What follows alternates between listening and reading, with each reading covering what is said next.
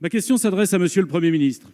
Au nom de nos collègues Philippe Dunoyer et Philippe Gomès, députés de Nouvelle-Calédonie, la Nouvelle-Calédonie est au bord d'un chaos politique, économique et social. Le projet de reprise de l'usine du Sud suscite chaque jour davantage de tensions. Des milliers de Calédoniens ne peuvent plus y circuler librement. Le conflit s'est étendu à de nombreux sites miniers et Nouméa a été ces derniers jours le théâtre de véritables scènes de guérilla urbaine, avec de nombreux blessés du côté des forces de l'ordre, auxquels nous souhaitons rendre hommage pour leur dévouement exemplaire.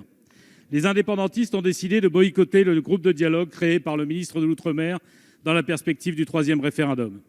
Ces événements nous ramènent aux heures les plus sombres de l'histoire calédonienne, connue il y a 30 ans.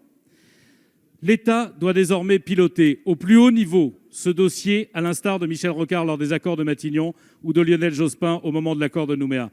L'État est là-bas un partenaire incontournable, non seulement en tant que signataire des accords, mais également en tant qu'acteur du processus de vente engagé, puisque les financements qu'il apporte représentent 50% de l'enveloppe globale permettant le rachat de l'usine, soit 500 millions d'euros. Rien ne peut se faire sans lui.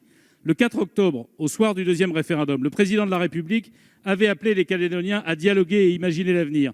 Pour donner corps à cette perspective, l'État ne peut pas se contenter de prendre acte de la situation comme un simple greffier des accords politiques qui lient indépendantistes et non indépendantistes. Il est un acteur majeur du processus engagé depuis 30 ans et il doit le rester. Votre gouvernement doit donc prendre la main et obliger Vale à repousser l'échéance fixée unilatéralement au 31 décembre.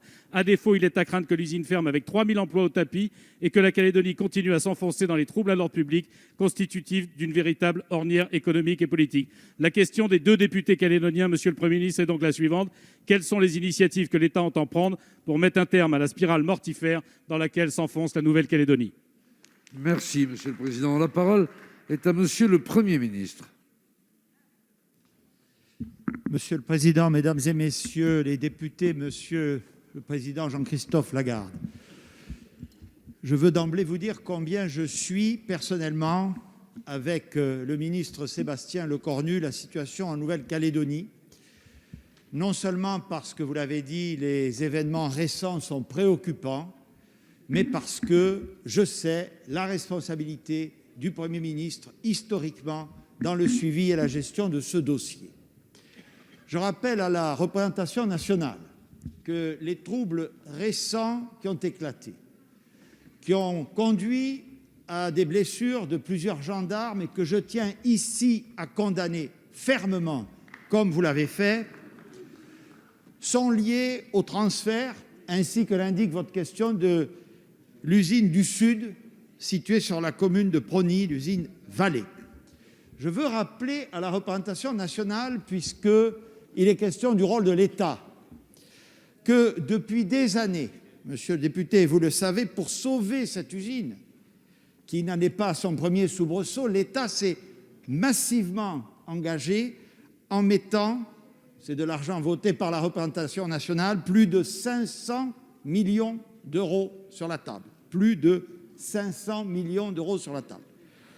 Au total, sur l'ensemble de la filière nickel, stratégique pour la Nouvelle-Calédonie, comme vous l'avez rappelé, la Cour des comptes a démontré, dans un rapport du début de cette année, que le coût fiscal était de 730 000 euros par emploi en Nouvelle-Calédonie. Si ça ne s'appelle pas de la solidarité nationale, je ne sais pas ce qu'est la solidarité nationale, et nous devons en être fiers. Car en effet, que cherche à faire l'État dans cette affaire ? D'abord à sauver les 3 000 emplois directs et indirects. C'est notre priorité absolue. Nous avons une usine qui est à vendre et qui trouve effectivement difficilement des repreneurs. L'État est intervenu dès septembre dernier pour retarder la fermeture annoncée de cette usine. Nous avons négocié avec le groupe brésilien Vale pour qu'il parte en laissant 500 millions d'euros dans les caisses. Mais l'État, dans cette affaire, et vous le savez parfaitement, n'est ni le vendeur ni l'acheteur, il n'est pas le propriétaire. Nous garantissons financièrement sur le terrain social et sur le terrain environnemental. Il se trouve qu'aujourd'hui, mesdames et messieurs les députés, il n'y a qu'une seule offre viable pour la reprise de cette usine. Et je peux vous assurer que cette offre que nous soutenons est assortie de conditions strictes que nous avons posées, notamment sur le montage financier et environnemental. Ces conditions pourraient être discutées jusqu'à la signature définitive prévue en janvier prochain. C'est à l'occasion de ce processus que les troubles que vous avez cités ont éclaté.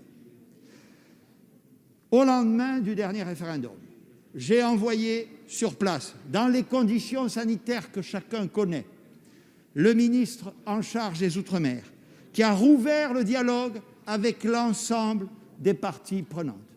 Nous poursuivrons inlassablement, car tel est le premier rôle de l'État, le dialogue, encourager le dialogue, toujours le dialogue, jusqu'à parvenir avec l'ensemble des acteurs à une solution négociée.